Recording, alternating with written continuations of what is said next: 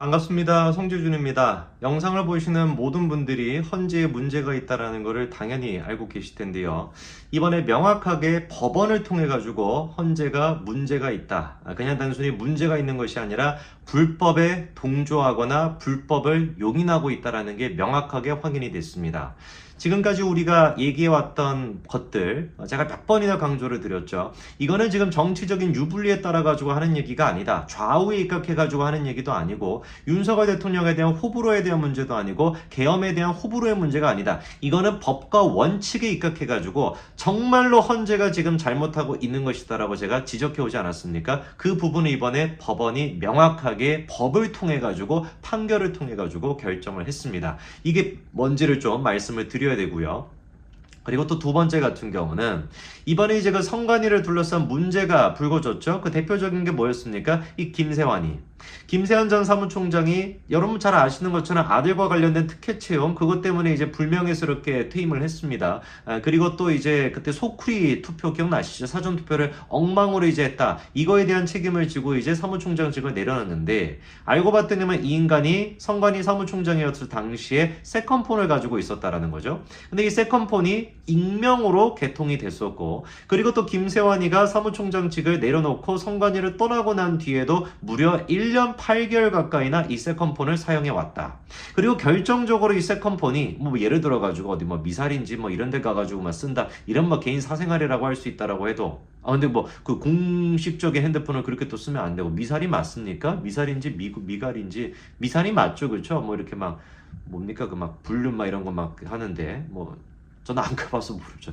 결혼도 안 해가지고 모릅니다. 막 그렇다 하던데 어쨌거나 그런데 뭐 쓰는 것도 물론 문제겠지만 더 지금 문제가 뭐다? 선관위 사무총장이었다라고 하는 인간이 이 세컨폰을 가지고 익명의 폰을 가지고 대선 직전에 지방선거 직전에 정치인과 소통을 해왔다라는 거예요.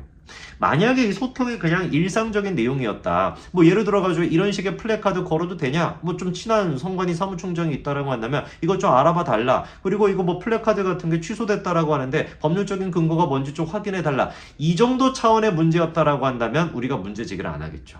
근데 문제는 뭡니까? 이 정도 차원이 아니었을 가능성이 99.99%라는 거예요. 왜? 김세환이가 휴대폰을 제출했는데 포렌식조차 되지 않게끔 핸드폰이 삭제가 된 상태로 제출했기 때문에 저는 김세환 뭐 어르신들을 제가 뭐 이렇게 막 무시하는 게 아니라 저도 마찬가지고요. 제 핸드폰을 갖다가 만약에 이제 무슨 뭐 저기 뭐 지운다라고 한다면 우리가 할 수 있는 수준은 뭐밖에 이거 뭐 어르신의 문제가 아니에요. 모든 일반인들 같은 경우는 어떻겠습니까? 그냥 뭐 설정에 들어가가지고 핸드폰 지우기 이거 말고 뭐 또 딴 걸 할 수가 있나? 뭐 핸드폰 막 갖다 던진다든지 막 부순다든지 이런 수준이 아니고서야 이건 뭐 어떻게 다른 걸 뭐 지울 수가 있겠습니까? 근데 뭔 짓거리를 도대체 김세환이가 했길래 포렌식까지 했음에도 불구하고 복구가 안 될 정도로 그렇게 휴대폰을 갖다가 지원했을까? 저는 이거는 약간 전문가의 솜씨였다라고 보거든요.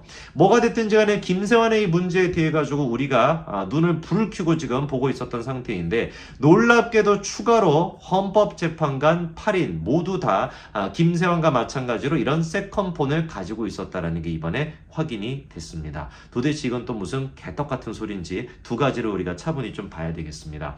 아까 제가 그런 말씀을 드렸죠. 법원에 의해 가지고 헌재가 사실상 불법을 자행하거나 용인하고 있다는 게 확인이 됐다. 왜 이런 말씀을 드린 것이냐? 우리가 지금 계속 문제가 있다라고 했던 게 뭐였어요? 공수처가 수사를 해온 거.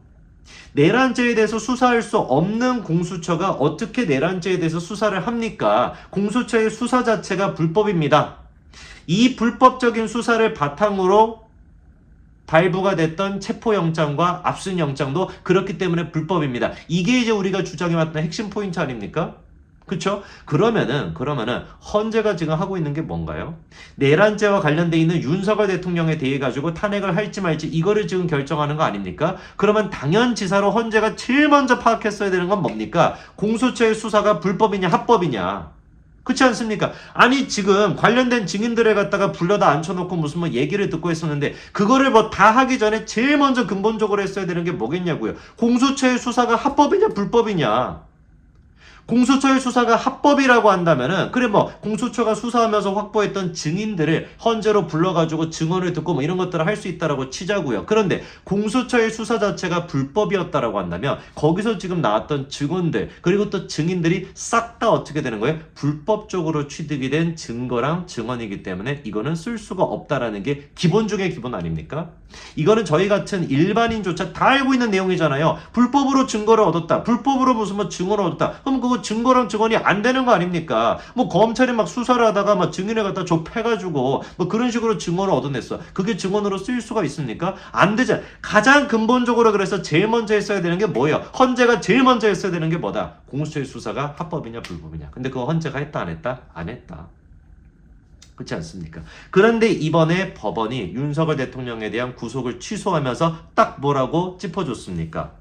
공수처의 수사 범위에 내란죄는 포함되어 있지 않고 끝난 거 아닙니까? 뭐라고요? 공수처의 수사 범위에 내란죄는 포함되어 있지 않고 공수처의 수사는 뭐였다? 불법이었다. 이게 어마어마하게 심각한 문제입니다. 공수처의 수사가 불법이었다라고 하는 걸 법원에서 지금 결정을 내려준 거잖아요. 이게 만약에 내란죄 자체가 윤석열 대통령의 형사재판까지도 진행이 될 텐데 형사재판 가가지고 대법원에서 이게 뒤집히게 된다면은 대법원에 가가지고 야 공수처 너네 아니 대법원까지 갈 것도 없고 1심에서도 지금 이 법원과 똑같이 이게 뭐 법원이 무슨 뭐 서부지법을 제외하고 뭐 다른 법원은 뭐 이상한 뭐 다 뭐 정상적인 이런 건 다 똑같은 법원 아니겠습니까? 서부지법만 이상한 것 같긴 한데 뭐 어쨌거나 그러면 1심에서도 충분히 뭐라고 할 수 있는 거야? 야 공수처는 내란죄에 대해서 수사할 수 없는데 왜 수사해 왔어? 그럼 너네가 확보했던 증거, 증언 이런 것들은 불법이니까 우리 이거는 받아들일 수가 없어. 이렇게 지가 할 수 있는 내용이잖아요. 정확하게 법원이 뭐라고 했습니까? 공수처의 수사 범위에 내란죄는 들어가 있지 않고 이게 이번에 결정을 내린 내용이라니까요.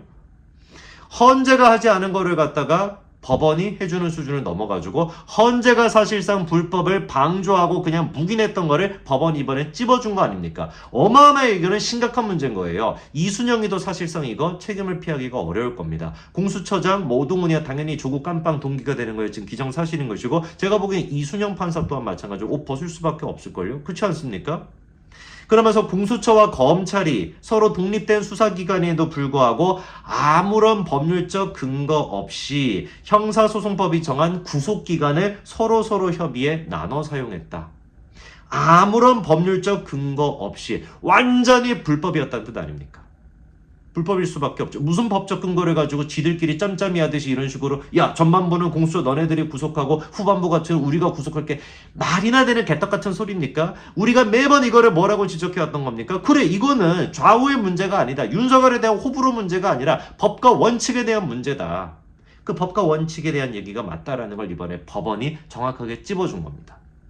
이해되시죠? 자, 헌재는 이것만으로도 지금 다 옷 벗어야 돼요. 헌재 재판관 전부 다 지금 옷 벗어야 되는 문제 아니겠습니까? 어마어마하게 이건 지금 심각한 문제입니다. 거기에다 이번에 또 보니까 세컨드폴을 8명이 전부 다 사용하고 있었다라는 것인데 용도가 뭔지를 보니까 유관기관 대외 업무 지원, 상시 업무 연락 등 이렇게 나와 있어요.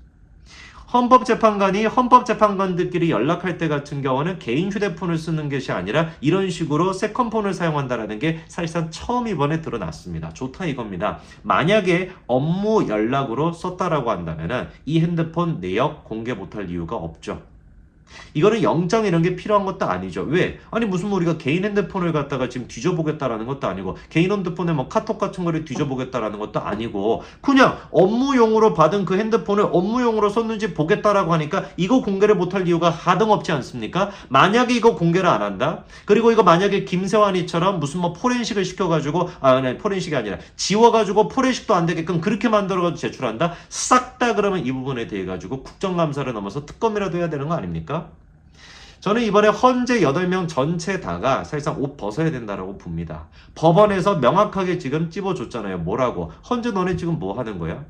왜 우리가 해야 되는 역할을, 왜 너네가 해야 되는 역할을 우리가 지금 대신하는 거야? 공수처 수사 불법이라는 거 너네 알고 있잖아. 공수처랑 검찰이 구속기관을 갖다가 짬짬이 하는 거 잘못됐다라는 거 아까 표현이 뭐였습니까? 아무런 법률적 근거 없이 완벽히 불법이라는 거 너네 알고 있잖아. 근데 왜 아무 손도 쓰지 않았어? 이거를 지금 법원에서 정확하게 결정을 내려준 거예요. 헌재 책임져야죠. 옷 다 벗어야 되는 거 아니겠습니까? 명확하게 국민의힘 같은 경우는 이 문제를 문제 제기하시고, 그리고 헌재 같은 경우는 입 지금 다물고 있었던 것이 아니라 이 문제에 대해 가지고 입장 표명하시고 전원 사퇴하는 게 맞습니다.